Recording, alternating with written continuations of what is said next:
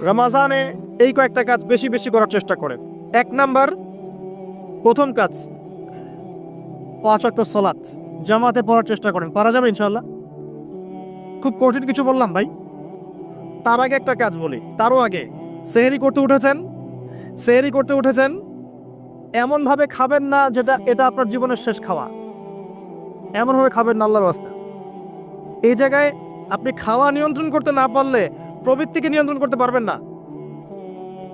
এটা দরজা। প্রবৃত্তি নষ্ট হওয়ার দরজা হচ্ছে এই পেট, মুখ আর পেট। যে পেটের দাস সে প্রবৃত্তিকে নিয়ন্ত্রণ করতে পারবে না।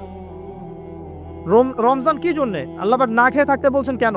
যাতে আপনি তাকওয়া অবলম্বন করতে পারেন, নফসটাকে কন্ট্রোল করতে পারেন। কথা কি বুঝতে পারছেন? পানি খাবো না কেন? পানি তো হালাল। নফসটা কন্ট্রোল করা, না আমি করব না, এটা আপনাকে প্রশিক্ষণ দেওয়া হচ্ছে। আত্মার নিয়ন্ত্রণের প্রশিক্ষণ দেওয়া হয় রমজান মাস। এটাই তো তাকওয়া। তাকওয়া মানে কি? এই যে একটা মরুভূমি মনে করেন, বা সমুদ্রের বিচ মনে করেন, কক্সবাজার সমুদ্রের বিচ, এখানে অনেকগুলো কাঁচের টুকরা রাখা আছে, কাঁচের টুকরা ফেলে দেওয়া আছে। আপনি হেঁটে হেঁটে যাচ্ছেন, পা ফেলছে, টিপে টিপে পা ফেলছেন, এখানে একটা, ওখানে একটা, ওখানে একটা। এটা তাকওয়া। এইভাবে চলার নাম তাকওয়া। এটা এক্সাম্পল। সেহরি এত বেশি খায়েন না যেটা মনে হয় আপনার জীবনের লাস্ট খাওয়া, এমনটা খায়েন না। এরপরে 5 ওয়াক্ত নামাজ চেষ্টা করেন জামাতে পড়ার জন্য। যদি জামাত মিস হয়ে যায়, নামাজ ছেড়ে দিবেন না, বাসায় পড়বেন। যদি দেখেন ঘুমিয়ে গেছেন, ঘুম থেকে উঠলে নামাজ পড়বেন। যদি দেখেন ভুলে গেছেন, যখনই মনে হবে তখনই পড়বেন, নামাজ ছাড়বেন না। পারা যাবে ইনশাআল্লাহ?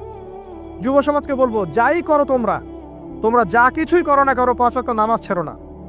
5 ওয়াক্ত নামাজ তোমাদেরকে যে কোনো পাপ থেকে ফিরিয়ে নিয়ে আসবে ইনশাআল্লাহ।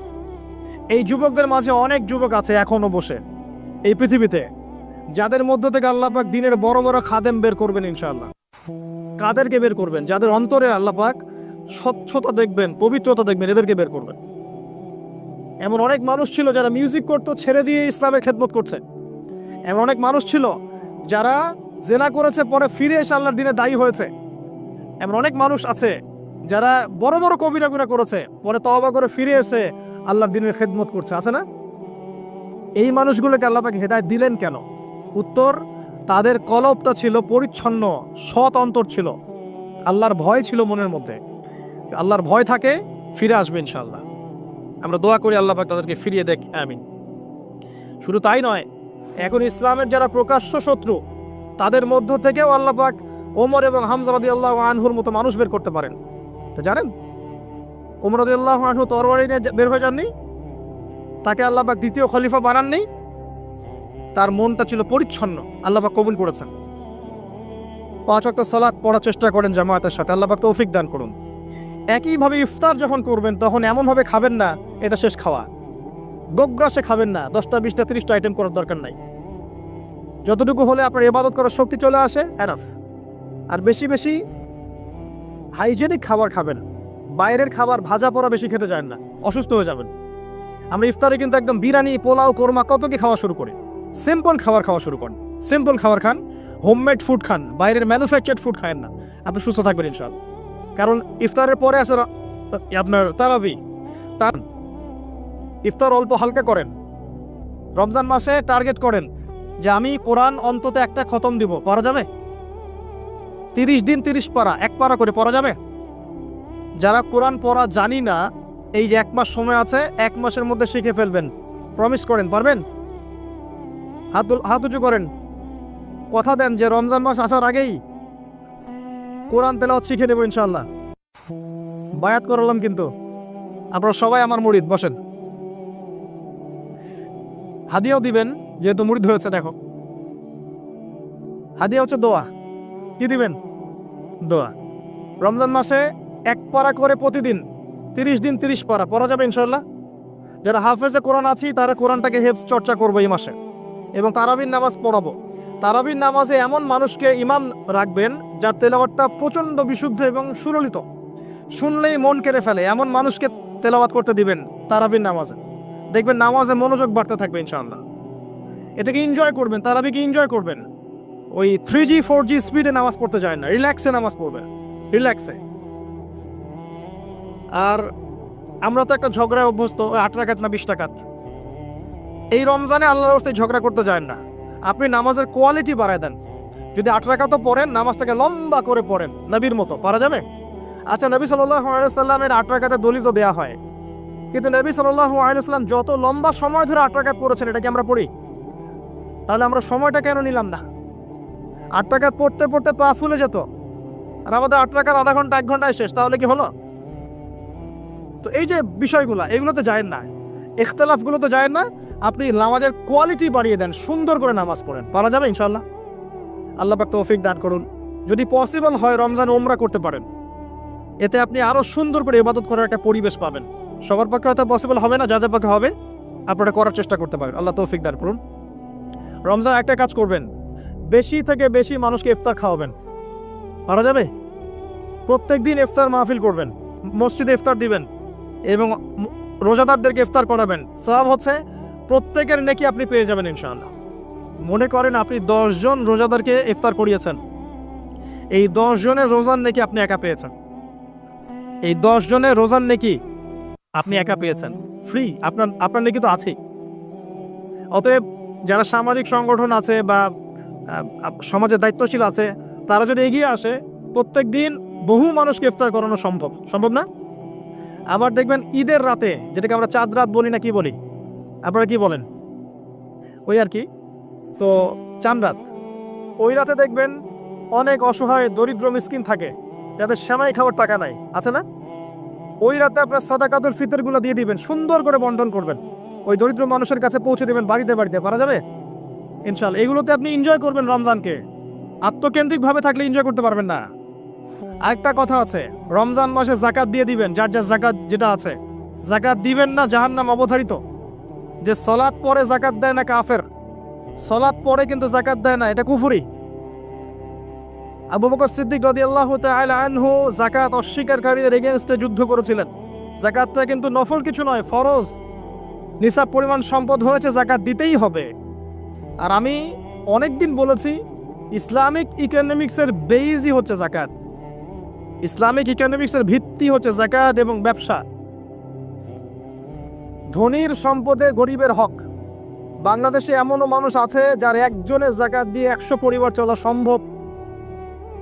এমনও মানুষ আছে, যদি সমস্ত যাকাতগুলোকে সুন্দরভাবে কালেক্ট করা যেত এবং উপরের লেভেল থেকে ডিস্ট্রিবিউট করা যেত, দেখেন বড় বড় মেগা প্রজেক্ট করতে পারতাম আমরা। কে বোঝাবে কাকে? কে বোঝাবে কাকে? কথা বললেই তো সমস্যা। যাকাত গরিবের হক।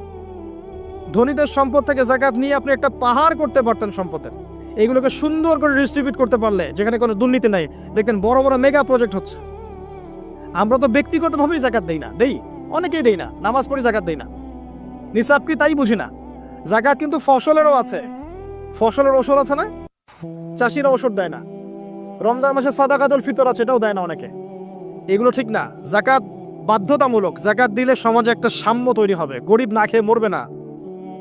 যাকাত কেন্দ্রিক ইকোনমিক্স ছিল বলেই সাহাবায়ে কেরাম রাদিয়াল্লাহু আনহুমের যুগে একজন মানুষ খুঁজে পাওয়া যেত না যাকে সাহায্য করা লাগবে, সবাই স্বাবলম্বী হয়ে যেত, আলহামদুলিল্লাহ। অতএব রমজান মাসে যাকাত দিয়ে দেন আল্লাহর ওয়াস্তে, অন্যথায় কি হবে এটা বলে দিই। সূরা তাওবা আল্লাহ পাক বলেছেন, এই সম্পদগুলোকে আল্লাহ পাক একত্রিত করবেন, করে আগুনে জাল দিবেন, জাল দিয়ে সোনা রূপা বানাবেন, গলিত গলিত উত্তপ্ত সোনা রূপা বানিয়ে আল্লাহ পাক পিঠে, গালে, কপালে লেপটে দিবেন যারা যাকাত দেয় নাই তাদের জন্য। আমরা আশা করি এই শাস্তি পেতে চাই না, পেতে চাই? আল্লাহ পাক বোঝার তৌফিক দান করুন। রমজানে আর কিছু কাজ করুন, বেশি বেশি আল্লাহর জিকির করেন, দোয়া করেন বেশি থেকে বেশি। হিসনুল মুসলিম বইটা কিনেন, এখানে অনেক দোয়া দেয়া আছে, এগুলো মুখস্থ করেন, আল্লাহর কাছে দোয়া করেন, দেখবেন ইনশাআল্লাহ তাআলা আপনার দোয়া কবুল হয়ে গেছে। আর রমজানে বেশি বেশি বাজারে যাবেন না। মাসের বাজার প্রয়োজনে এখনই করে রাখেন, রমজানে বাসা থেকে বের হওয়ার দরকার নেই বেশি বেশি। বাজারে গেলে বাজারের দোয়াটা পরে চলে আসবেন। নিত্য প্রয়োজনীয় কিছু সবজি টবজি কিনতে হয়, এগুলো কিনবেন, এটা হয়তো কিনতে হয়, কিন্তু মেইন বাজারগুলো কিনে রাখেন আগে থেকে। আর এই সব এক শ্রেণীর মানুষ যারা আছে রমজানে নিত্য প্রয়োজনীয় দ্রব্যের দাম বাড়িয়ে দেয়, এদের উপর লানত অভিশাপ আল্লাহর। যারা ইচ্ছাকৃতভাবে মার্কেটে পণ্যের দাম বাড়িয়ে দেয় রমজান মাসে এবং রাষ্ট্রকে বিব্রত করে, জনগণকে বিব্রত করে, এদের উপর আল্লাহর অভিশাপ বর্ষিত হবে ইনশাআল্লাহ। এই কালোবাজারি যারা জচ্চুরি করে, সিন্ডিকেট তৈরি করে, এই মানুষগুলোর উপর নবীর অভিশাপ থাকবে, আল্লাহর অভিশাপ থাকবে, দেখে নিয়েন। এই সময় মানুষকে আরো বেশি বেশি খাওয়াবেন, দাম আরো কমিয়ে দিবেন। উল্টা এই সময় দাম বাড়িয়ে মানুষকে ভোগান্তির মধ্যে ফেলানো হয়। আর মানুষ সামান্য তেলের জন্য, চিনির জন্য, বুটের জন্য দৌড়াচ্ছে ট্রাকের পিছনে। সরকারের পক্ষে সব কাজ একা করা সম্ভব? আমরাই তো সিন্ডিকেট করছি, এখানে তাদের কি দোষ? অতএব ব্যবসায়ীদেরকে সতর্ক করব, ব্যবসা এই মাসে করতে যায় না, পরকালের ব্যবসা করেন, ইহকালের ব্যবসা করতে যায় না। রমজান মাসে পণ্যের দাম ফিক্স করে কমিয়ে দেন, বাজার নিয়ন্ত্রণ হবে। তাহলে না হলে তো আপনারা জনগণকে কষ্ট দিচ্ছেন, গভর্নমেন্টকে কষ্ট দিচ্ছেন, সবাইকে কষ্ট দিচ্ছেন। এই ফল কে ভোগ করবে? এর ফল জনগণকে ভোগ করতে হয়। আল্লাহ পাক এই শ্রেণীর মানুষের তাকদিরে হেদায়েত থাকলে হেদায়েত দেখ, না হলে এদের ব্যবসা আল্লাহ পাক বরকত তুলে নেক। আমরা বদদোয়া করে দিই। আরও বিষয় আছে, এগুলো যা কি সমস্যা আপনারা বুঝবেন না। ইসলামিক ইকোনমিক্স যদি পড়াশোনা করেন বুঝবেন, এগুলো এত বড় লেভেলের সমস্যা যার ফলে হিমশিম খেতে হয় মানুষের জীবনযাত্রার মানকে একটা নিয়ন্ত্রণে নিয়ে আসতে। এই কৃত্রিম সংকট যারা তৈরি করে, এদের প্রতি আল্লাহর অভিশাপ বর্ষিত হবে। এটা মুসলিমরা করছে কেন? মুসলিমদের এমনটা করার শোভা পায় না। হোটেল কেন খোলা রাখছেন? হোটেলের মধ্যে রমজান মাসে পর্দা দিয়ে দিয়েছেন, বেরোজারা আসবে, খাবে। সুবহানাল্লাহ, কি আশ্চর্য! যেখানে পর্দা করা লাগে সেখানে বেহুদ্দার মতো ঘুরে বেড়ায়, যেখানে পর্দা লাগে না সেখানে পর্দা দিয়ে রাখে। সুবহানাল্লাহ। দেখবেন কাপড়ের ব্যবসায়ীদের দোকানে দোকানে এই যে মেয়েদের মূর্তির মধ্যে কাপড়, তাই না? এতে কি ব্যবসায় বরকত হবে? রমজান মাসে সব মূর্তিগুলো ভেঙে ফেলে দেন। ওই মূর্তির এভাবে যদি কাপড় পরিয়ে এরকম ডল না রাখা হয়, আপনার ব্যবসায় বরকত হবে না? পণ্য বিক্রি হবে না? উসমান রাদিয়াল্লাহু আনহু ব্যবসা করেন নাই? আব্দুর রহমান বিন আউফ ব্যবসা করেন নাই? শোরুমগুলোতে যাবেন শহরে, দেখবেন মেয়েদের নগ্ন মূর্তি দিয়ে ভর্তি, কাপড় পরিয়ে রেখে দিয়েছে। এতে মেয়েদের সম্মান পাচ্ছে নাকি দেখাচ্ছেন কার বডি সাইজ কেমন? কি চাচ্ছেন এটা দিয়ে? এগুলো সব বের করে ফেলবেন দোকান থেকে। রমজান মাসে এগুলো রাখবেন না। রমজান মাসে যেন কারো গাড়িতে এবং বাড়িতে কোনো জায়গায় গান না বাজে, অশ্লীল কোনো গান যেন না বাজে। কোরআন তেলাওয়াত বাজবে, প্রয়োজনে অ্যারাবিক নাশিদ বাজবে, ইসলামিক নাশিদ বাজবে। এমন কিছু প্লে হবে যেখানে হারাম কিছু নাই, শিরক নাই, বেদাত নাই, মিউজিক্যাল ইনস্ট্রুমেন্ট নাই। রমজানে কোরআন তেলাওয়াত বাড়িয়ে দেন, তেলাওয়াত শোনেন। এই কাজগুলো করা খুব জরুরি। একটা কাজের নাম রমজান নয়, রোজা রাখলাম বাস শেষ। আরেকটা কথা বলে শেষ করছি, শুধুমাত্র খাবার ছেড়ে দেয়া আর পানাহার ছেড়ে দেওয়ার নামই রমজানের রোজা নয়। যতক্ষণ পর্যন্ত আমরা রোজা রেখে আল্লাহর হারামকে ছাড়তে না পারছি, রোজা কবুল হবে না। কথা বোঝার চেষ্টা করেন। রোজা রেখেছে, মিথ্যা বলছে, রোজা কবুল হবে না। রোজা রেখেছে, বাপে কম দিচ্ছে, রোজা হবে না। রোজা রেখেছে, পণ্যে ভেজাল দিল, ভালোর সাথে খারাপ মিক্স করলো, রোজা কেটে গেছে। রোজা রেখেছে, আপনার গীবত তহমত করে বেড়াচ্ছে, আড্ডা পিটাচ্ছে, গীবত করছে, রোজা ভেঙে গেছে। রোজা রেখেছে, সুদ খাচ্ছে, সুদি লেনদেন করছে, রোজা ভেঙে গেছে। রোজা রেখেছে, জেনা করছে, রোজা নাই, কেটে গেছে।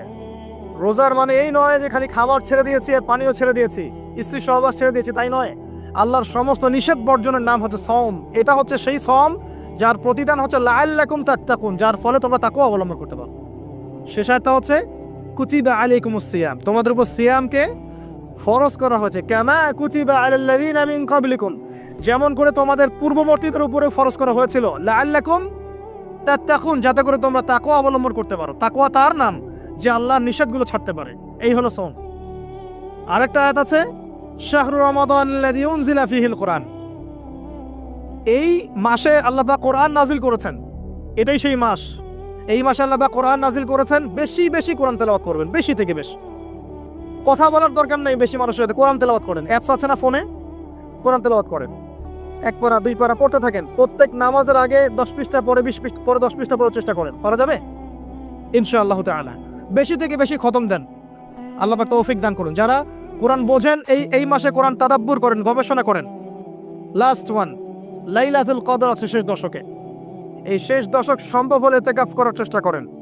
যদি ইতিকাফ করা সম্ভব না হয়, শেষ দশকে রাত্রেবেলা বাসা থেকে বাইরে বের হবেন না, মোনাজাতে থাকবেন, যায় নামাজে থাকবেন। পারা যাবে ইনশাল্লাহ। ওই রাতগুলোর মাঝে একটা রাত আছে, এটা 27 রাতই হবে জরুরি না। এটা 21 হতে পারে, 23 হতে পারে, 25 হতে পারে, 27 হতে পারে, 29 হতে পারে। এই জন্য শেষ দশকের প্রতিটা রাত, স্পেশালি বিজোর রাতগুলো জাগার চেষ্টা করেন। পরিবারবর্গকে জাগান, কোমর বেঁধে নেন, স্ত্রী সহবাস ছেড়ে দেন, যদিও রাত্রেবেলা জায়েজ ছেড়ে দেন, আসেন আল্লাহর সামনে দাঁড়ান, নিজের চাওয়া পাওয়া, কষ্টের কথা, দুঃখের কথা, গুনাহের কথা সব আল্লাহর সাথে শেয়ার করেন। ইনশাআল্লাহ দেখবেন ঈদ উল ফিতর আপনার জন্য হবে ইনশাআল্লাহ। এইসব ব্যক্তিদের জন্য ঈদ উল ফিতর। কদ আফলাহা মান যাক্কাহা কদ আফলাহা মান তাযাক্কা ওয়া যাকারা ইসমা রাব্বিহি ফাসাল্লা। ঈদ উল ফিতর কাদের জন্য? যারা রমাদান মাসে আত্মশুদ্ধি অর্জন করেছে এবং আল্লাহর নাম নিতে নিতে নামাজে গিয়েছে। আল্লাহু আকবার, আল্লাহু আকবার, লা ইলাহা ইল্লাল্লাহ, আল্লাহু আকবার, আল্লাহু আকবার, ওয়ালিল্লাহিল হামদ বলতে বলতে ঈদগাহে গিয়েছে, নামাজ পড়েছে, এদের জন্য হচ্ছে সাফল্য। কদ আফলাহা মান তাযাক্কা। আল্লাহ পাক আমাদের সবাইকে এই আসন্ন মাহে রমাজানে সবচেয়ে সেরাভাবে রমাজানকে কাটানোর তৌফিক আল্লাহ পাক আমাদেরকে দান করুন। আল্লাহ পাক আমাদেরকে বেশি বেশি কোরআন এই মাসে তেলাওয়াত করার তৌফিক দান করুন। আমি দোয়া করি আল্লাহ পাক আমাদেরকে এই মাসে বেশি বেশি দান খয়রাত করার তৌফিক দান করুন, যাকাত দেওয়ার তৌফিক দান করুন, ইফতার করানোর তৌফিক দান করুন, মানব সেবামূলক কাজ করার তৌফিক দান করুন। আল্লাহ পাক এই মাসে আমাদেরকে বেশি বেশি আল্লাহ জিকির করার তৌফিক দেখ, দোয়া করার তৌফিক দেখ। আল্লাহ পাক এই মাসে ইসলামিক সংস্কৃতিকে জাগ্রত করুন, পরিবারবর্গকে নিয়ে যেন আমরা ইসলাম পালন করতে পারি। আল্লাহ পাক সেই তৌফিক দান করুন, আমিন। আল্লাহ পাক তিনটা কথা বলে রাতের শেষ অংশ, রাতকে ভাগ করেন। যদি 6টার সময় রাত শুরু হয়, রাত কিন্তু রাত 12টায় শুরু হয় না, সূর্য ডুবে গেলেই রাত শুরু হয়, এটাই ইসলাম। এখন 6টা থেকে আপনি এই 5টা পর্যন্ত সময়টাকে 3 ভাগে ভাগ করেন। শেষের অংশ ধরে নেন যে 1টা থেকে 5টা, কথার কথা আমি এস্টিমেট করলাম, এই সময়টুকুতে আল্লাহ রাব্বুল আলামিন কাছে নেমে আসে প্রথম আসমানে, অর্থাৎ তার রহমত নিকটবর্তী হয় এবং তিনি আহ্বান করতে থাকেন 3টা জিনিস। 1, কে আছো আমার কাছে কিছু চাইবে, যা চাইবে আমি তাই দেব। 2, কে আছো আমার কাছে ক্ষমা চাইবে, আমি তোমাকে মাফ করে দেব। 3, কে আছো আমাকে ডাকবে, আমি তোমার ডাকে সাড়া দেব। মানে এই সময় আপনি যা চাইবেন ইনশাআল্লাহ, আপনার আকীদায় যদি শিরক না থাকে, আমলে যদি বিদআত না থাকে এবং আপনার রিজিক যদি হালাল হয়, ইনশাআল্লাহ তাআলা আপনার দোয়া কবুল করা হবে। আল্লাহ পাক প্রত্যেক রাতেই নেমে আসেন। তাহলে লাইলাতুল কদরকে এত স্পেসিফিকলি ইম্পর্টেন্স দেওয়ার কারণ কি? একটাই কারণ, মনে রাখবেন, লাইলাতুল কদরকে মর্যাদামণ্ডিত করার এবং রমাদান মাসকে শ্রেষ্ঠ মাস মর্যাদামণ্ডিত করার একটা কারণ, only one reason behind it, সেটা হচ্ছে এই মাসে এবং এই রাতে আল কোরআন নাজিল হচ্ছে। কথা কি বুঝতে পারছেন? কোরআন নাজিলের কারণেই এই মাসটা মহামান্বিত, কোরআন নাজিলের কারণেই এই রাতটা সম্মানিত। ইন্না আনজালনাহু ফি লাইলাতুল কদর। আল্লাহর ওয়াস্তে পরিবেশটা বজায় রাখেন, সবর করেন, 1 ঘন্টা সবর করেন। আসুন সামনে যাই। নবী করিম সাল্লাল্লাহু আলাইহি ওয়াসাল্লাম যখন এই জাহেলি যুগে বাস করছেন, এই লাইলাতুল কদরে রমাদান মাসে আল্লাহ পাক কোরআন নাজিল করলেন। কি জন্য নাজিল করলেন? কারণ এই সমাজটাকে পরিবর্তন করার জন্যে, সমাজের জাহিলিয়াতগুলোকে দূর করার জন্যে নবী করিম সাল্লাল্লাহু আলাইহি ওয়াসাল্লাম প্রচণ্ড ফিকির করতেন। কি করা যায়, কি করলে মানুষগুলো শিরক ছেড়ে দিবে, কি করলে সুদ বন্ধ হবে, কি করলে মাদক থেকে মানুষ দূরে থাকবে, কি করলে নারীর সম্মান বৃদ্ধি পাবে। তিনি ভাবতেন কিভাবে গোত্র হানাহানি বন্ধ করা যায়, তিনি এগুলো ভাবতে থাকতেন। হেরা গুহায় বসে তিনি এগুলো ভাবতেন কি করা যায়। যুবক বয়সে তিনি হিলফুল ফুজর তৈরি করেছেন এগুলো সমস্যা দূর করার জন্য, কিন্তু পরিপূর্ণরূপে সফল হয়েছেন বলতে পারি না আমরা, কারণ তখন ওহী আসেনি। এই ভাবতে ভাবতে ভাবতে ভাবতে একদিন এক রাতে তার কাছে আল্লাহর পক্ষ থেকে কোরআন নাজিল হলো। সূরা আলাকের প্রথম 5টা আয়াত, বিসমিল্লাহির রহমানির রহিম, ইকরা বিসমি রাব্বিকাল্লাযী খালাক।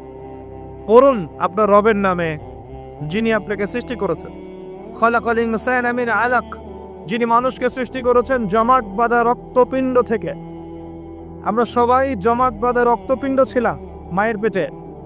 আজকে আমরা আল্লাহ দ্রোহী হয়েছি, কিন্তু আমরা পেটের মধ্যে এতটুকু জমাট বাঁধা রক্তপিণ্ড ছিলাম। সূরা ইয়াসিনের মধ্যে আল্লাহ পাক এই কথাটা বলেছেন, তোমাদেরকে তো নুতফা থেকে সৃষ্টি করেছি, ফাইদা হুয়া খাসীমুন মুবিন, যখন সে বড় হয়েছে সুস্পষ্টভাবে আল্লাহর বিরুদ্ধাচরণ করছে। কি সমস্যা তোমাদের? কি সমস্যা? দেখতেন না।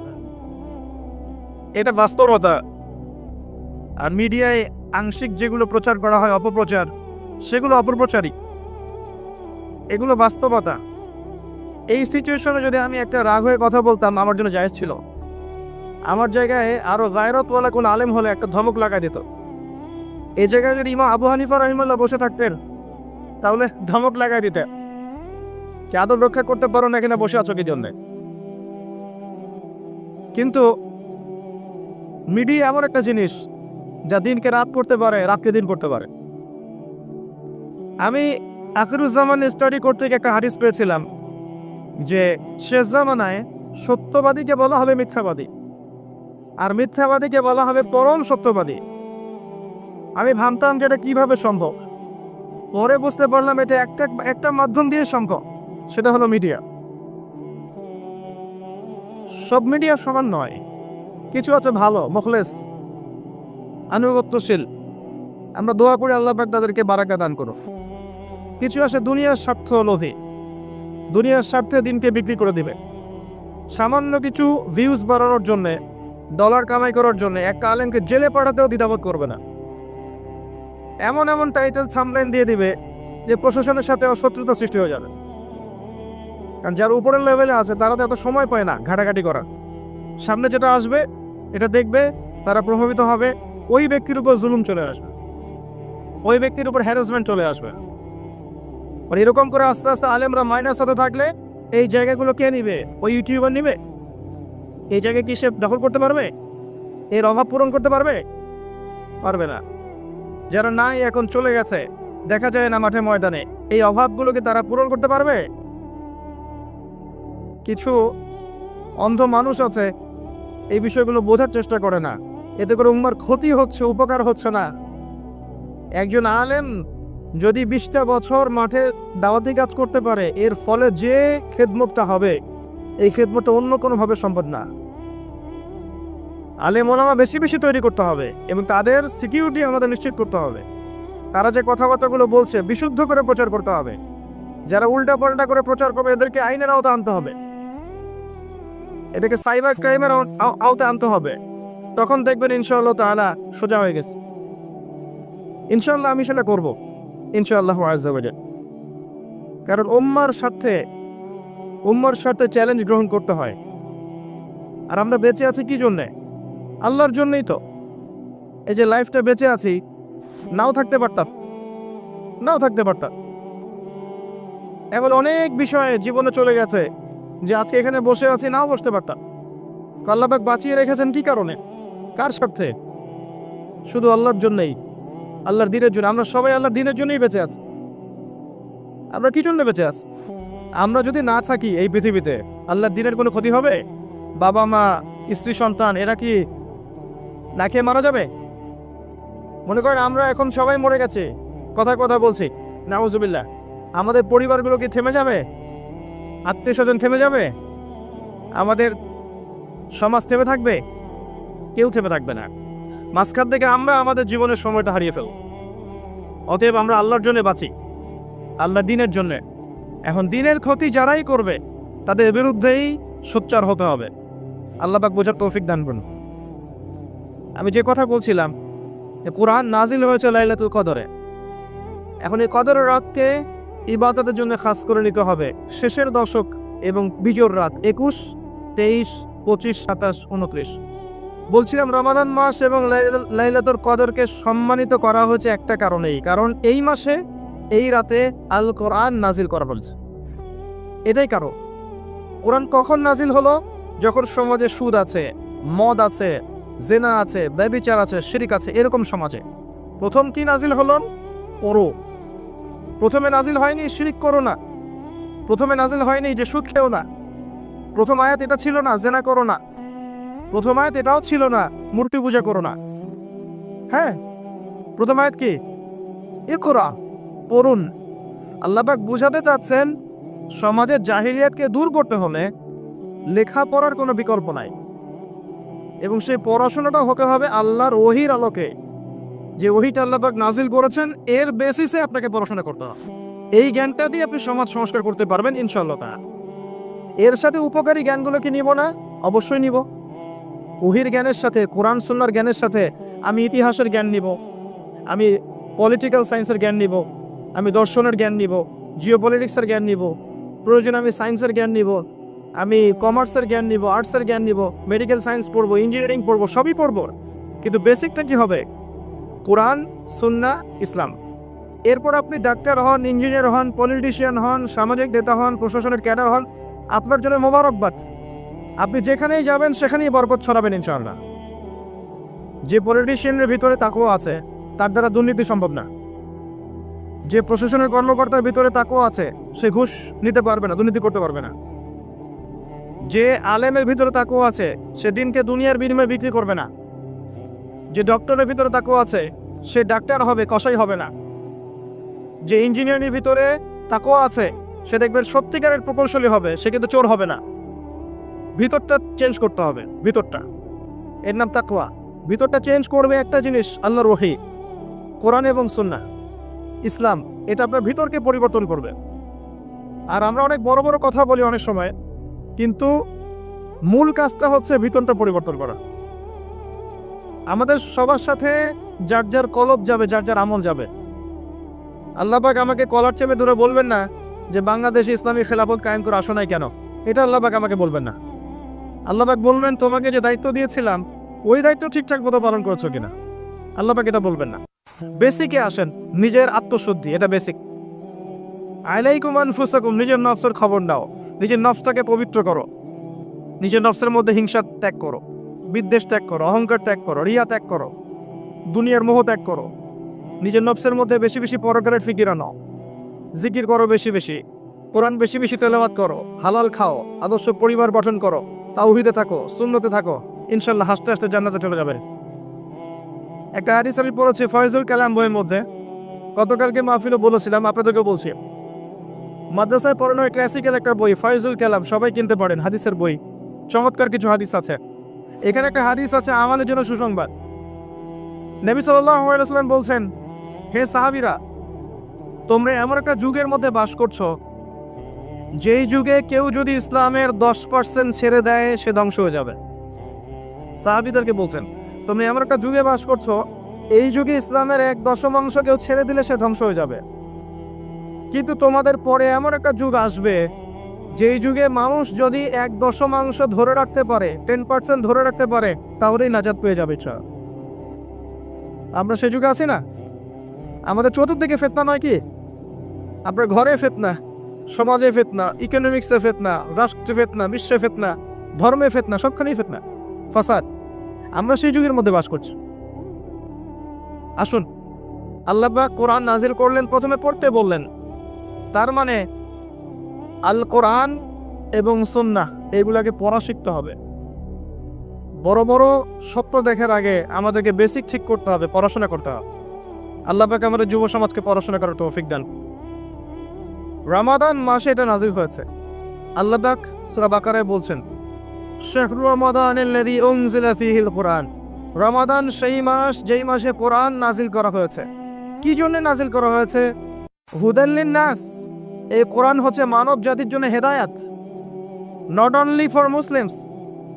এটা শুধু মুসলিমসদের জন্য হেদায়াত নয়, হুদাল লিন-নাস, পুরো মানব জাতির জন্য হেদায়াত। কোরআনে ইহুদির জন্য হেদায়েত আছে, খ্রিস্টানের জন্য আছে, অমুসলিম হিন্দুদের জন্য আছে, সবার জন্য কোরআন। এটা সাম্প্রদায়িক কোনো কিতাব নয়, এটা টোটালি অসাম্প্রদায়িক একটা বই। আল কোরআন যে কেউ পড়তে পারে। এটা কারো পৈতৃক সম্পত্তি নয় যে একটা শ্রেণীর মানুষই পড়বে বাকিরা পড়বে না, সবাই পড়বে ইনশাআল্লাহ তাআলা। এটা আল্লাহর কিতাব, আল্লাহর কালাম। হুদাল লিন-নাস ওয়া বাইয়িনাতিন মিনাল হুদা। এটা হচ্ছে সত্য মিথ্যার মানদণ্ড, বাইয়িনাত, সুস্পষ্ট মানদণ্ড। আর কি ওয়াল ফুরকান, প্রমাণ, হুজ্জাত, দলিল। এটা আল্লাহ পাক কোরআন সম্পর্কে বলছেন। আরেকটা জায়গায় চলে যাই, চলেন সূরা নাহল 1-89 নম্বর আয়াতে চলে যান। আল্লাহ পাক বলছেন, ওয়া নাযালনা আলাইকাল কিতাব। হে নবী, আমি আপনার প্রতি এমন একটা কিতাব নাযিল করেছি, অর্থাৎ আল কোরআন। ওয়া নাযালনা আলাইকাল কিতাব তিবয়ানান লিকুল্লি শাই, যেই কিতাবটা প্রত্যেকটা বিষয়ের ব্যাখ্যা। আপনি কি আমার কথা শুনতে পারলেন? আল্লাহ বলছেন কোরআন প্রত্যেকটা বিষয়ের ব্যাখ্যা। আপনার ব্যক্তি জীবন এখানে আছে, আপনার ব্যবসায়িক জীবন এখানে আছে, অর্থনৈতিক জীবন এখানে আছে, পারিবারিক জীবন এখানে আছে, সামাজিক লাইফ এখানে আছে, সবকিছু আছে। তিবিয়ানান লিকুল্লি শাই, প্রত্যেকটা বিষয়ের ব্যাখ্যা এখানে আছে। তিবিয়ানান লিকুল্লি শাই ওয়া হুদা ওয়া রাহমাতান ওয়া বুশরা লিল মুসলিমিন। এই কোরআন হচ্ছে হেদায়েত এবং রহমত, দয়া। ওয়া বুশরা লিল মুসলিমিন, মুসলিমদের জন্য সুসংবাদ এই কোরআন। শুরুতে আছে আলিফ লাম মিম যালিকাল কিতাব লা রাইবা ফি। এটা এমন একটা কিতাব যে কিতাবের মধ্যে কোনো সন্দেহ নাই। কোন লেখক বলতে পারে আমার বইয়ের মধ্যে কোনো সন্দেহ নাই? সন্দেহের কোনো অবকাশই নাই। লা রাইবা ফি হুদাল লিল মুত্তাকিন, মুত্তাকিদের জন্য এটা হেদায়েত।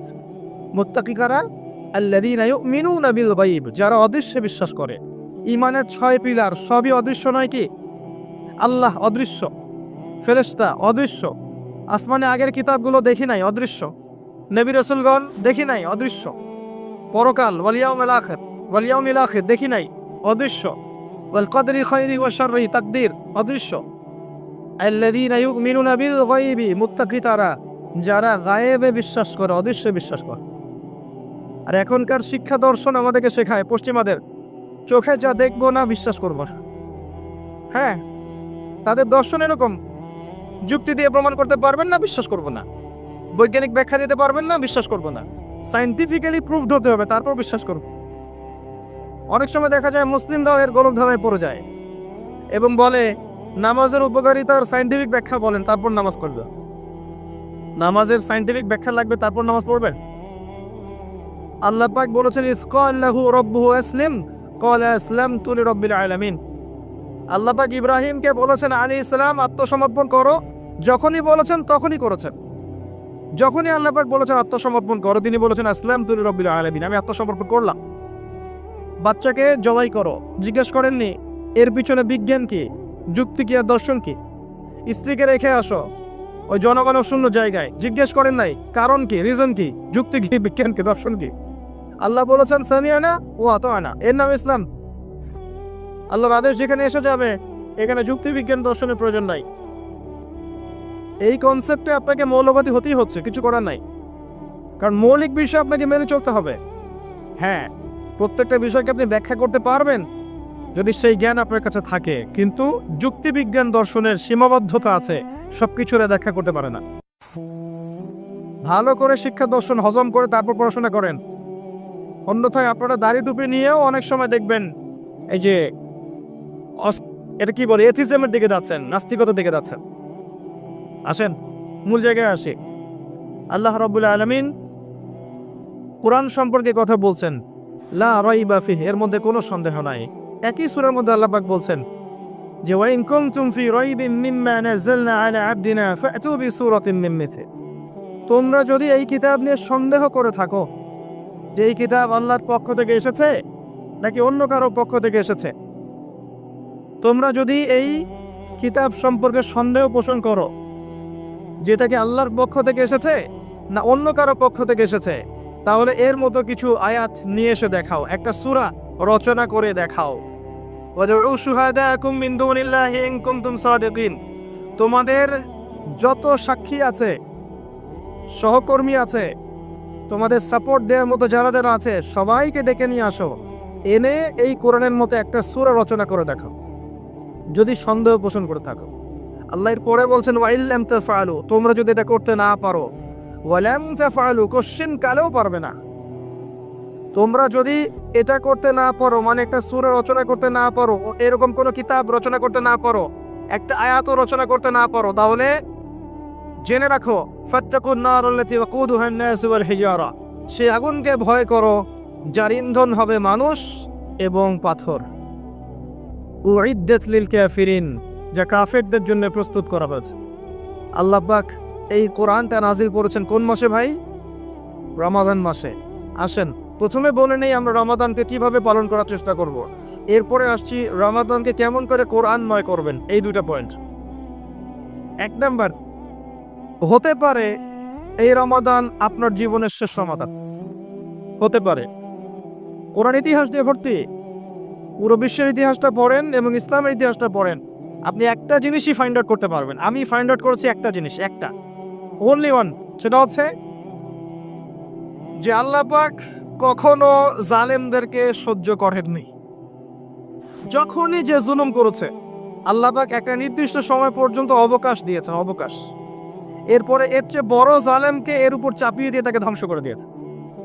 আপনাকে জিজ্ঞাসা করে যদি জাপানে যে বোম পড়েছিল 2টা, ওদের কি দোষ ছিল? কি দোষ ছিল? জাপান একটা নিরীহ কান্ট্রি মনে হয় না? কি দোষ ছিল? এখন তো তারা আমেরিকার বন্ধু। কি দোষ ছিল? আপনি জাপানিজদের ইতিহাস পড়েন। ওই বিশ্বযুদ্ধের আগে জাপান যা জুলুম করেছে চাইনিজদের উপরে, ইন্দোনেশিয়ানদের উপরে, এই বার্মিজদের উপরে, মেয়েদেরকে গণহারে ধর্ষণ করতো, বাচ্চাদেরকে হত্যা করতো। দেখেন, এক জালেমকে আল্লাহ পাক আরেক জালেমের হাত দিয়ে শায়েস্তা করে দিয়েছে। আল্লাহ সুন্নাহ, আল্লাহ পাক যে এত কৌশলী, ওমাকারু ওমাকারাল্লাহ ওয়াল্লাহু খায়রুল মাকিরিন, তারা কৌশল করে আল্লাহ, তারা ষড়যন্ত্র করে আল্লাহ কৌশল করেন। আল্লাহ পাক শ্রেষ্ঠ কৌশলী। হিস্ট্রি পড়েন, আপনি বুঝতে পারবেন যে জুলুমের কোনো স্থায়িত্ব নেই পৃথিবীতে। আল্লাহ পাক আমাদের সবাইকে বোঝার তৌফিক দান করুন এবং কোরআন সুন্নাহকে কাজে লাগিয়ে বাকি বিষয়গুলো জ্ঞান অর্জন করার তৌফিক দান করুন। আসেন, কয়েকটা কাজ আমি বলি। প্রথম কাজ হচ্ছে নিয়াত করতে হবে যে এই রমাজানটাতে আমি আমার সমস্ত গুনাহ মাফ করানোর চেষ্টা করব। কারণ নবী সাল্লাল্লাহু আলাইহি ওয়াসাল্লাম বলেছেন, সেই ব্যক্তির জন্য ধ্বংস যে ব্যক্তি রমজান মাসকে পেয়েছে কিন্তু তার গুনাহ মাফ করাতে পারে না। কে জানে এটা আমাদের শেষ রমাদান হতে পারে। আল্লাহ না করুক। আমরা দোয়া করি আল্লাহ পাক আমাদেরকে বেশি বেশি রমাদান দান করুক, বেশি বেশি লাইলাতুল কদর দান করুক। প্রথম শুরু হচ্ছে আপনি মাসের বাজার আগে করে ফেলবেন। আমি তো প্র্যাকটিক্যাল কথা বলবো আর কি। আপনি রমাদান মাসের বাজার এই শাবান মাসে করে ফেলার চেষ্টা করেন। পারলে ঈদের শপিংটাও করে ফেলার চেষ্টা করেন। রমজান মাসে বেশি বাইরে যাবেন এবং টাকা পয়সা নিয়ে গিয়ে যে স্ত্রী সন্তানের হাতে দিয়ে দিবেন না, যাও বাইরে গিয়ে মার্কেটিং করে আস। এই ভুলটা করতে যান। নিজে পরিবেশ নষ্ট করবে, রোজার যে আধ্যাত্মিকতা নষ্ট হবে, আরো হাজারটা যুবকের চোখের জানা করা প্রয়োজন নাই। আপনি পরিবারের কর্তা, লিস্ট করে ফেলেন। আপনাকে আল্লাহ পাক যতটুকু সামর্থ্য দিয়েছেন মূল মূল জিনিসগুলো কিনে রেখে দেন, আর বাকি টুকটাক বাজার আপনি করবেন। আর যখন বাজারে যাবেন একটা দোয়া পড়বেন, আপনি 10 লক্ষ নেকি পাবেন ইনশাআল্লাহ। কত লক্ষ?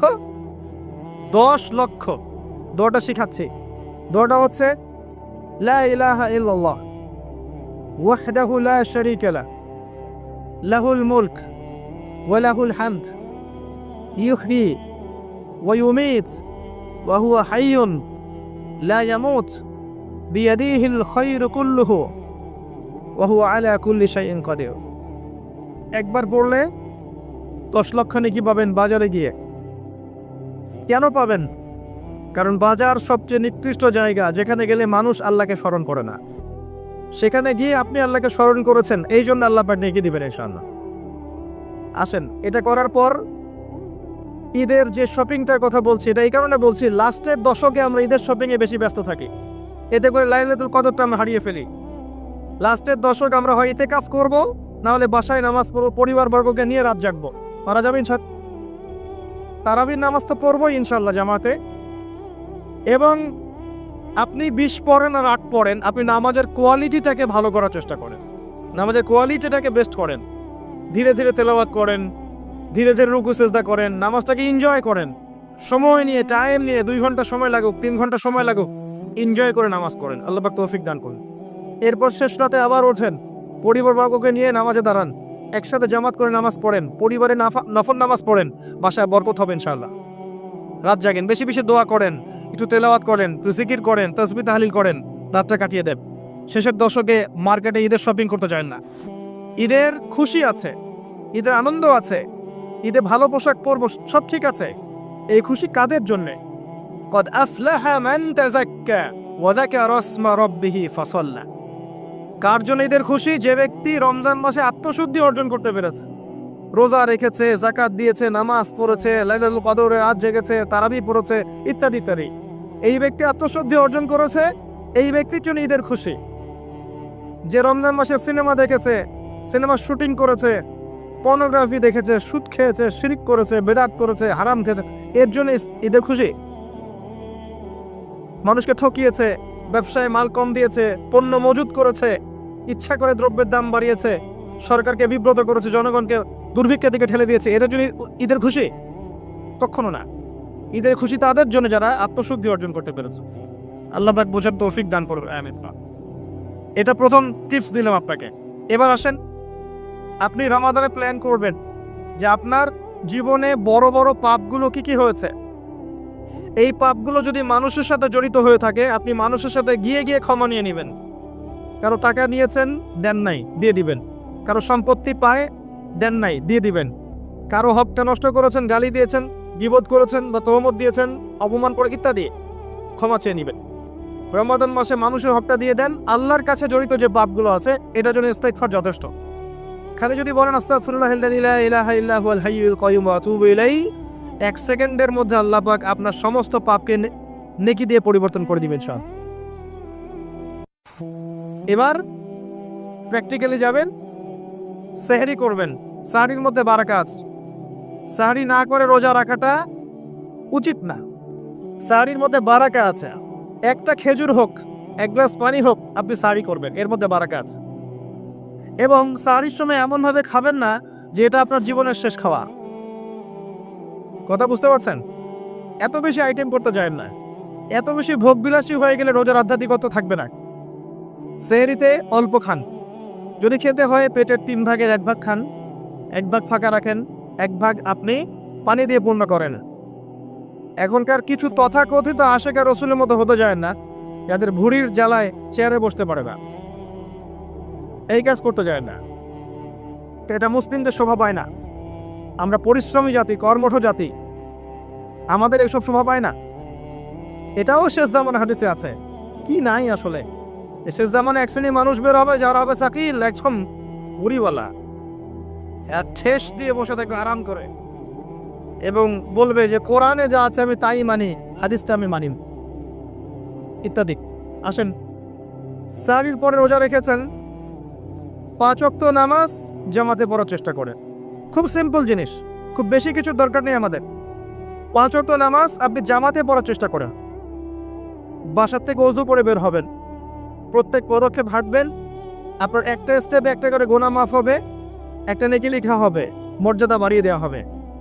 একে 10 দিয়ে গুণ করা হবে, রমজান মাসে আরো 70 দিয়ে গুণ করা হবে ইনশাআল্লাহ। ফজরের নামাজটা জামাতে পড়লেন, নামাজটা জামাতে পড়ার পর আপনি বসে থাকবেন, কিছু সময় জিকির আজগার তাসবিহ তাহলিল করবেন। পারলে 1 পারা করে কোরআন তেলাওয়াত করবেন। রমাদান মাসে প্রত্যেক দিন 1 পারা করে কোরআন তেলাওয়াত করার চেষ্টা করবেন। 30 দিন 30 পারা। রমাদানে অ্যাটলিস্ট একটা খতম পড়া যাবে, অ্যাটলিস্ট একটা খতম চেষ্টা করা যায় না ইনশাআল্লাহ। ফজরের নামাজ হয়ে গেছে, আপনি কোরআন তেলাওয়াত করেন। 1 পারা পড়তে সময় লাগবে আধা ঘন্টা, 40 মিনিট, কারো 1 ঘন্টা। এরপর সূর্য উঠে যাবে, উঠে গেলে পরে আপনি 2 রাকাত ইশরাকের নামাজ পড়বেন, নামাজটা পড়ে বাসায় যাবেন। আল্লাহর নবী বলছেন সাল্লাল্লাহু আলাইহি ওয়াসাল্লাম, আপনার আমল নামায় একটা কবুল হজ, একটা কবুল ওমরার নেকি লেখা হবে ইনশাআল্লাহ। এবার রেস্ট করেন, বাসায় গিয়ে রেস্ট করেন। যখন ঘুমাবেন তখন ঘুমের সুন্নাহগুলো আদায় করেন। সূরা ফালাক নাসের ক্লাস পড়েন, ফু দেন, দিয়ে গা মাসাহ করেন, আয়াতুল কুরসি পড়ে ঘুমান, ঘুমের দোয়া পড়ে ঘুমান, ঘুমটাও নেকি হবে ইনশাআল্লাহ। এরপর হয়তো আপনি কাজে যাবেন, চাকরিতে যাবেন বা ব্যবসায় যাবেন, বা আপনি শিক্ষাক্ষেত্রে যাবেন ইত্যাদি ইত্যাদি। যে ক্ষেত্রেই রোজাদার, যে ক্ষেত্রেই যান, আপনি মনে রাখবেন আপনি রোজাদার। আমি কারোর সাথে এখন ঝগড়া করতে পারবো না, কারোর সাথে এখন মারামারি করতে পারবো না, আমি কারো গীবত করতে পারবো না, আমি মিথ্যা বলতে পারবো না, আমি মাপে কম দিতে পারবো না, আমি জনগণকে ঠকাতে পারবো না, আমি রোজাদার। এটা মনে রাখবেন। এটা মনে রাখলে পরে দেখবেন ইনশাআল্লাহ তাআলা আপনি আল্লাহকে পাচ্ছেন, আল্লাহর মারিফত পাচ্ছেন। খাচ্ছি না, আল্লাহর ভয় না। পানি পান করছি না, স্ত্রী সহবাস করছি না, কার ভয়ে? আল্লাহর ভয় না। এত কঠিন কাজ করার পরেও রোজার নেকি পাওয়া যাবে না যদি রোজা রাখা অবস্থায় আমি মিথ্যা বলি, মাপে কম দেই, গীবত করি, সুদ খাই, জেনা করি ইত্যাদি ইত্যাদি।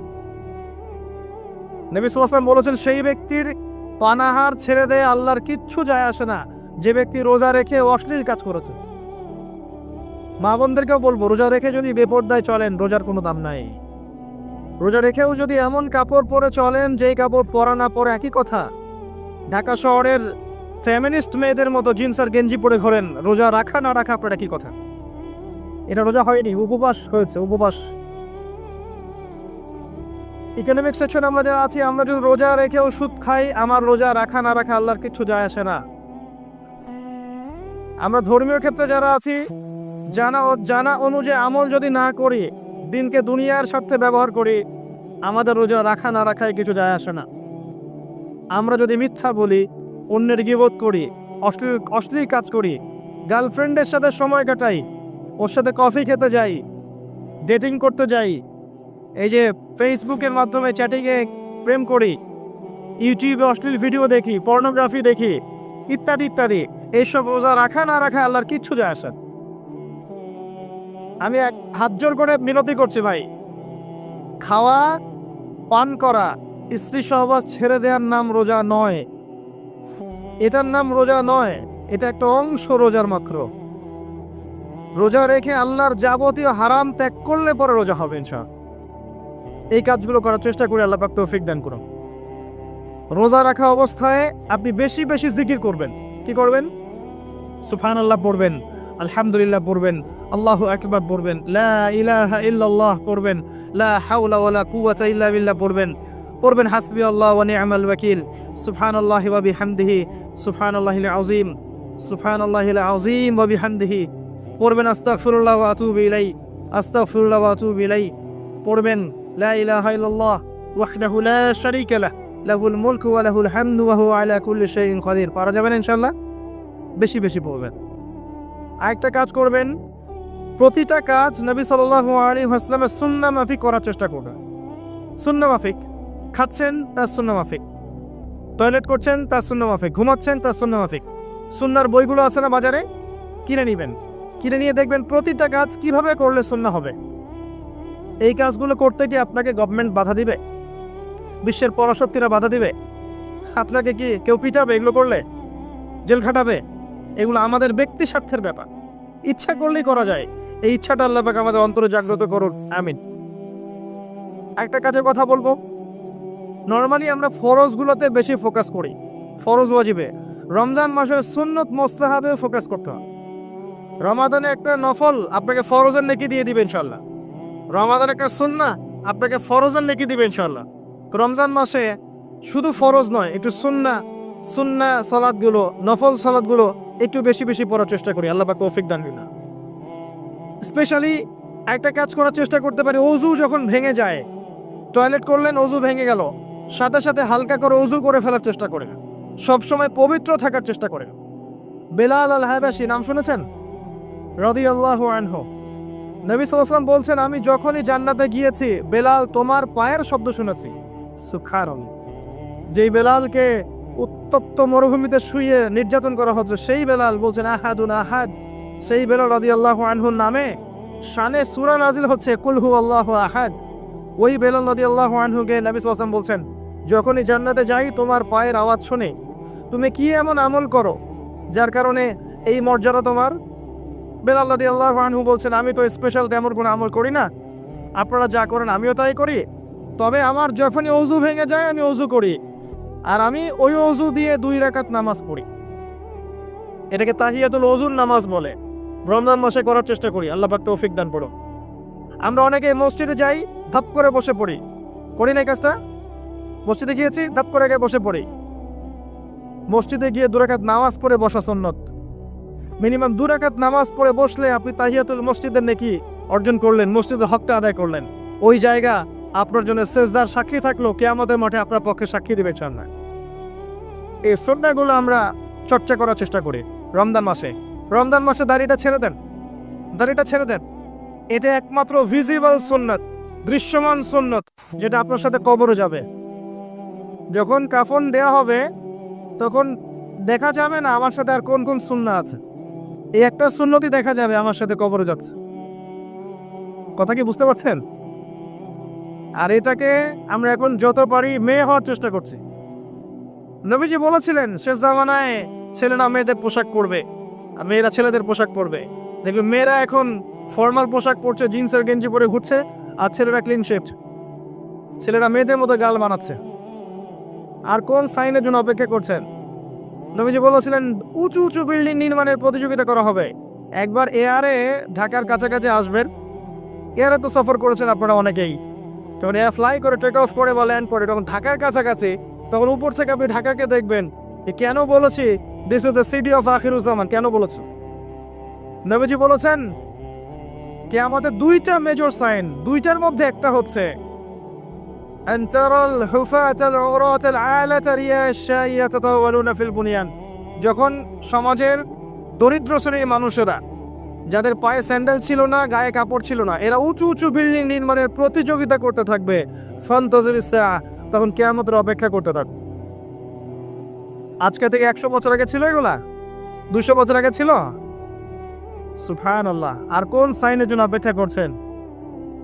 তিনি বলেছেন শেষ জামানায় women will dressed but still they will be naked। মহিলারা কাপড় পরবে, তারপরেও তারা নগ্ন থাকবে। আপনি ঢাকার শপিং মলে যান, আপনি দেখেন আর কোন সাইনের জন্য অপেক্ষা করছেন? শুধু ঢাকা কেন, গ্রামগঞ্জে ছড়িয়ে পড়েছে এগুলো। এখন গ্রামেও ছড়িয়ে পড়েছে, গ্রামে আরো বেশি দেখা গেছে। মাশাআল্লাহ, গ্রামে গিয়ে আমরা হতবাক। সুবহানাল্লাহ, গ্রামের মেয়েগুলা, গ্রামের মেয়ে ঢাকা শহরের মেয়েকে পার করে ফেলেছে। বাদ দেন, ওদিকে না যাই, ডিফারেন্ট টপিক। আমরা রমাদান মাসের সুন্নাহগুলো আমল করার চেষ্টা করি। তাহিয়াতুল মসজিদ আমল করার চেষ্টা করেন, তাহিয়াতুল ওযু আমল করার চেষ্টা করেন, বেশি বেশি জিকির করেন। এবার আসেন রমাদানে যাকাত হিসাব করবেন। যাকাত, আপনার যাকাত হিসাব করেন, কত টাকা যাকাত এসেছে। যাকাতের নিসাব জানেন তো? হ্যাঁ, 7.5 ভরি স্বর্ণ, রৌপ্য কত? 52.5 তোলা। আপনার এই চাষাবাদের ওসর আসে, ব্যবসায়িক পণ্য থাকলে, সঞ্চিত সম্পদ থাকলে সবকিছু হিসেব করে মুফতি সাহেব আছেন, কওমি মাদ্রাসার আলেমদের কাছে যাবেন, যাকাতের ক্যালকুলেশন করে নেবেন যে আমার এত টাকা যাকাত এসেছে। এভাবে যাকাতটা রমজান মাসে দিয়ে দেওয়ার চেষ্টা করুন। যাকাত যদি আমরা না দেই, একটা শাস্তি শুনে রাখেন, আল্লাহ পাক এই সম্পদগুলোকে একত্রিত করে গলাবেন, গলিয়ে কপালে, গালে আর এই যে পিঠে লেপটে দিবেন, বলেন নাউজুবিল্লাহ। এবং এটাকে সাপের আকৃতি ধারণ করবে। সাপ গলায় পেঁচানো থাকবে, কপালে দংশন করতে থাকবে, বলবে আমি তোমার মাল 7 ভাগ কর, আমি তোমার মাল 7 ভাগ কর। কবর এটা হবে, আমরা চোখে না দেখলে ওটা সত্য। নবীজি দেখে এসেছে মেরাজের রাতে এগুলা। এরপরে যাকাতে একটা সুবিধা আছে, এটা আমরা বুঝাতে পারি না। যাকাত ইসলামিক ইকোনমিক্সের বেইস। যাকাত ধনীর সম্পদে গরিবের হক। যে গরিবের কাছে টাকা পয়সা নাই, আপনার টাকা ওর হাতে চলে যাবে, ও খেয়ে পরে বাঁচতে পারবে, এটাই যাকাত। বুঝতে পারছি? যাকাতটা না দেন, ও আস্তে আস্তে আস্তে আস্তে আরো দরিদ্র হতে থাকবে। এর উপর আবার সুদ আছে, আবার পেপার মানিও আছে। যাকাতগুলো দিয়ে দেন, আল্লাহর ওয়াস্তে যাকাত দিয়ে। অনেক মুসলিম আছে আমরা নামাজ পড়ি, যাকাত দেই না। অনেক মুসলিম আছে যাকাত দেয় না, নামাজ পড়ে। যাকাত অস্বীকারীদের বিরুদ্ধে আবু বকর সিদ্দিক রাদিয়াল্লাহু আনহু যুদ্ধ করেছিলেন। এজ এ আমির, রাষ্ট্রের পক্ষ থেকে যুদ্ধ করেছিলেন। আল্লাহ পাক আমাদেরকে যাকাত আদায় করার তৌফিক দান করুক। ফসল থাকলে ফসল, এর ওসর আসবে, ওসর এটা দিয়ে দিবেন। সেচের পানিতে হলে এক হিসাব, আর আপনার বৃষ্টির পানিতে হলে এক হিসাব। রমজান মাসে বেশি বেশি দান সাদাকা করবেন, বেশি বেশি মানুষকে দান সাদাকা করেন। পণ্যের দাম কমিয়ে দেন, মানুষকে সাদাকা করেন। প্রত্যেকটা দিন 10 টাকা, 20 টাকা, 100 টাকা সাদাকা করতে চেষ্টা করেন। এক একটা সাদাকা 70 গুণ বেড়ে যাবে ইনশাআল্লাহ। আমি একটা নসিহত করব, রমজান মাসে বেশি থেকে বেশি মানুষকে খাওয়ান, বেশি বেশি খাওয়ান, ইফতার করান। আমি বলি মসজিদগুলোতে প্রত্যেক দিন আসর থেকে মাগরিব পর্যন্ত দিনের কথাবার্তা আলোচনা করেন, তালিম করেন। আপনাদের কাছে বই আছে, মুনতাখাব হাদিস আছে, ফয়জুল কালাম বই আছে, রিয়াদুস সালেহিন বই আছে, মিশকাত আছে, আলেম আছেন, ইমাম সাহেব আছেন। একটা বিশেষ বিষয় নিয়ে আলোচনা শুরু করেন, মাগরিব পর্যন্ত আলোচনা চলবে, সবাই মিলে ইফতার করেন। একটা ইসলামিক পরিবেশ গড়ে তোলে, মানুষকে ইফতার করেন, বেশি বেশি ইফতার করেন। আপনার সামর্থ্য থাকলে, সামাজিক যদি পদমর্যাদা থাকে, সমাজের মানুষকে আপনি ইফতার করান, ইফতার পার্টি করে, ইফতার অ্যারেঞ্জমেন্ট করা। পার্টি বলা ঠিক না, আসলে ইফতার মাহফিল বলতে পারি আমরা। ইফতার মাহফিল করেন বেশি বেশি, মানুষকে ইফতার। একজন ব্যক্তিকে ইফতার করালে ওই ব্যক্তির রোজার নেকি আপনি পেয়ে যাবেন ইনশাআল্লাহ। প্রজেক্ট করেন, ইফতারের প্রজেক্ট করেন, মানুষের টাকাগুলো নেন, সংগ্রহ করে গরিবদের মাঝে ইফতার বিলিয়ে দেন। দুটা পদ্ধতি হতে পারে, আমি নিজেও করবো ইনশাআল্লাহ তাআলা। দুটো পদ্ধতি হতে পারে, ডেইলি বেসিসে ইফতার দিতে পারেন, অথবা মাসের বাজার করে দেন। এক মাসে কি কি লাগে, কতটুকু চাল, বুট, ডাল লাগে লিস্ট করেন, করে একটা ফ্যামিলিতে একটা প্যাকেট পাঠিয়ে দেন। দেখবেন পুরো ফ্যামিলি ইনশাআল্লাহ তাআলা রমজান মাসটা খেয়ে পরে বাঁচতে পারবে। এগুলো আমরা না করলে কারা করবো? অমুসলিমরা করবে। অমুসলিমরা করে করেই তো সবাইকে খ্রিস্টান বানাচ্ছে। কোথায় আছেন আপনি? সমাজ সেবা করে করে তো মানুষের ঈমান আমল হরণ করে ফেলছে, আর আমরা সমাজ সেবা করতে চাচ্ছি না। জি, আমরা গরিব মানুষের পাশে দাঁড়াচ্ছি না, ওরা গিয়ে দাঁড়াচ্ছে। দেখবেন মানুষ। আমাদের এই ভিডিওটি যদি আপনার ভালো লেগে থাকে তাহলে ভিডিওতে একটি লাইক দিতে পারেন এবং আপনার প্রিয়জনদের সাথে শেয়ার করতে পারেন, এবং এইরকম আরও ভিডিও পেতে আমাদের ইউটিউব চ্যানেলটি সাবস্ক্রাইব করে পাশে থাকা বেল আইকনটি অন করে দিন।